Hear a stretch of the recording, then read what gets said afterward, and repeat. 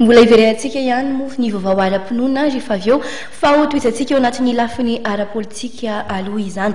Manoloana ny raharaham-pirenena amin'izao fotoana izao dia manana ny ambara ny Prime Ministra teo aloha Andriamatoa Tantely Andrianarivo, anisan'ny resahany moa mikasika ny fehi-kevitry ny FFKM ary mikasika ny fifidianana ihany koa. Ilaina nisian'ny fifidianana hoy ny Prime Ministra teo aloha Tantely Andrianarivo ary heveriny fa mivao maleo tena misana ny fifidianana no mametra ary manapaka na ho vitany 4 Jolay izany na tsy. Anisan'ny nametra am-panontaniana ny Prime Ministra teo alohany koa ny momba ny filatsahan'ny Andriamatoa Dider Ratsiraka ny fifidianana filoham-pirenena.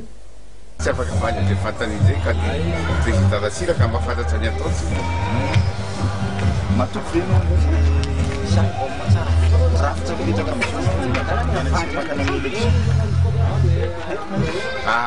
tsy maintsy matoky kosa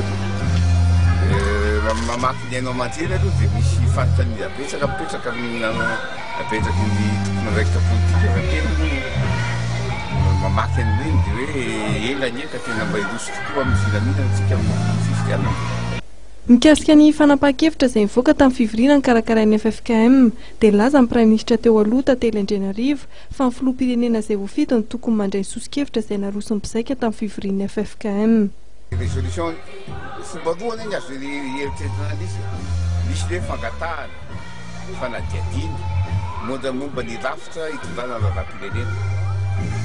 Ianao manao fifidianana ianao dia olona voafidy iny mety azonao atotra ilay olona voafidy hoe ty volavola napetraka tamin'ny fivoriana tary mba tokony heverinareo ohatra le hoe fieritreretana momba ny lalam-panorenana na misy fifidianana na tsisy fifidianana tsy maintsy misy fieritreretana momba an'io ka mety azo heverina hoe le olona lany filoham-pirenena no mandray an-tanana mivatana hoe ahoana moa zany anatanterahana ny ady hevitra miaraka amin'ny solombavam-bahoaka izay voafidy zay lazainareo hoe atao assemblée constituante mety hoe olo voafidy ireo manana an'ilay hoe atoka le hoe légitimité ny vahoaka no hitondra le fianadiadiana araky ny volavola naroso ny FFKM.